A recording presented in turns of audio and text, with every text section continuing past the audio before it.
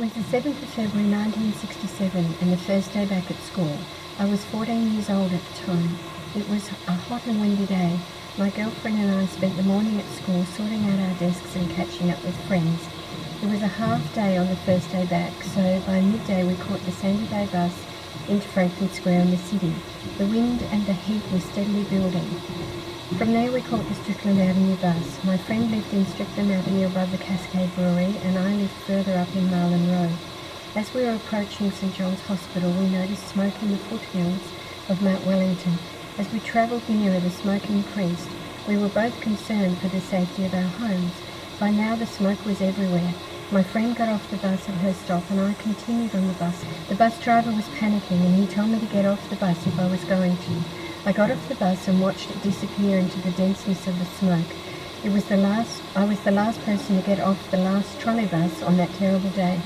I stood there taking in the situation and wondering what was happening. In the next second I heard a very loud roar above me, and as I looked up I saw flames over 100 feet high, burning above the tall eucalypt trees. In the next instant the flames descended down onto the trees and the whole terminus had become a wall of burning fire around me.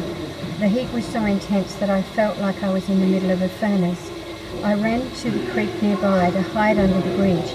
There was a trickle of water left in the creek, so I doused my clothes with water. The noise of the fire was deafening. The smoke was stinging my eyes and burning my lungs. Visibility was maybe 4 or 5 feet. Above the roar of the fire, I heard a different noise in the distance, and it was coming closer. I realized it was a car. I spotted it and ran out onto the road to wave it down. The car stopped and the back door flew open. I recognized our neighbor, Mr. Reason. He shouted, "Get in, quickly." I jumped in and slammed the door. Fire was all around us as he sped off down the road. Flaming branches were falling onto the car. Burning limbs were falling onto the road in front of us. Mr. Reason just put his foot down and drove right over the top of the limbs and the flames. His wife, who was heavily pregnant, was sobbing uncontrollably. I asked him what was wrong, and he told me that they had just witnessed the death of their next-door neighbour. They were all getting ready to leave as the fire was upon them, when the next-door neighbour ran back into her house to get her money, and her hair caught fire. She ran out of the house and jumped into her daughter's wading pool, which had been converted from an old galvanised tank. The water in the tank was boiling, and she died a horrendously painful death witnessed by them both. There was nothing they could do, so they had to leave her there. I was feeling sick with fear. I was worried about my mother and younger brothers who had a half day off school also. They would be at home right now. I asked Mr. Reason about my family and our home. He said he couldn't see anyone or anything because of the flames and the smoke. "They're all gone, there's nothing left," he said. I was fighting back tears. I prayed that my family would be safe. As we sped down the road, we were surrounded by fire on both sides, but we managed to get in front of the fire. The smoke was still thick and it was hard to see the road at all.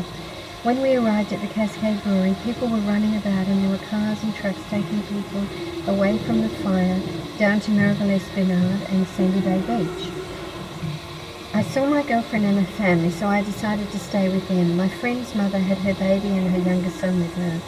She said that they wanted to go to Merivale Esplanade as they had relatives there. They piled into a truck and we climbed up onto the flat tray on the back. Other people climbed up too.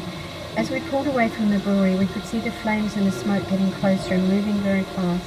The truck driver stopped several times along the road to pick up other people trying to leave before the fire came.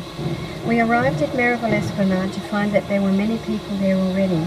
The smoke had reached there as well. Looking back towards South Hobart, we could see nothing but smoke.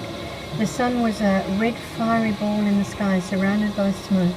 It seemed that the whole of Hobart was burning. We went into my friend's aunt's house and there were people standing around talking about the gravity of the fire. Fear started to grip me again as I thought about my family caught in the fire. The next door neighbour came in and asked if anyone needed a lift anywhere. I said I did, that my grandmother lived in York Street, Sandy Bay. She asked my name and I told her. She shrieked with laughter and threw her arms around me. She told me that she was my second cousin and that my grandmother was her Auntie Rose. I didn't know about my second cousin before, but I was very grateful to see her. When we arrived at my grandparents' house, they were standing outside on the footpath with my auntie. They were waiting for my cousin to arrive and her newborn baby.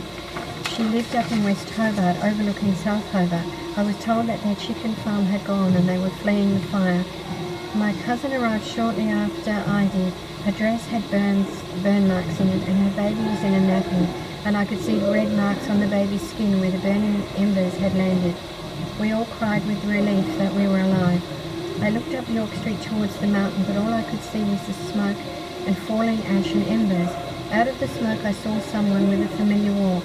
As he got closer I realised it was my older brother Andy. Both my grandmother and I ran to meet him. We hugged and cried. He told us that he had made his way to St John's Hospital and that he'd been turned back, so he ran to my grandparents' house. We knew then that the fire was spreading closer to the city.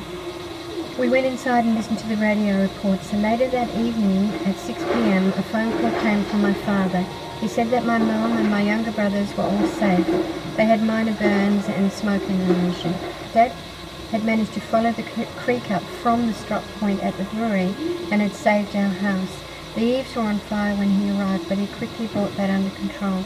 The fire burnt most of the houses on the top side of our road and jumped over our house and caught the paddocks behind.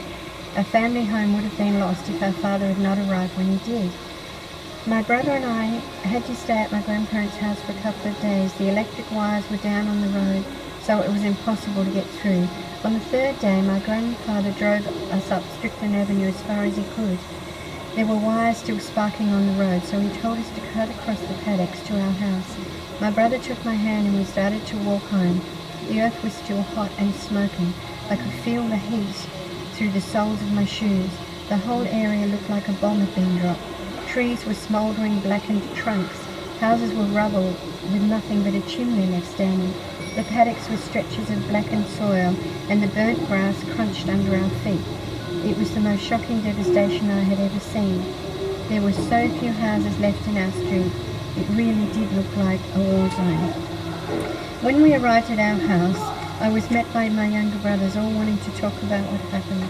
I wanted to see my mother. Dad said she was in bed resting. I quietly went into the darkened bedroom. I thought she was sleeping, but she was awake. I was totally unprepared for what I saw. Her eyelids were so swollen and her eyes looked like slits. The smoke had damaged her eyes so badly that she couldn't open them. She had burns on her body and the smoke had damaged her voice. She could hardly whisper. I stood there fighting back tears. I wanted her to be all right, but what I saw told me that it would take time for her to recover. My father told me that my mum had saved the neighbour's house after they had been in a car crash trying to escape from the fire. She put my brothers in the cellar and told them to pray harder than they had ever done before and to stay there until she came to get them. After she and two neighbours had saved the house, she did come and get them. The fire had passed and was heading down the gully towards the brewery. The fire burnt into the night, the red glow spreading in many directions. The next morning, Hobart and the surrounding areas were still shrouded in thick, dense smoke. The fire had gone, leaving destruction beyond words. Things were never going to be the same again. We were all changed and we would never forget.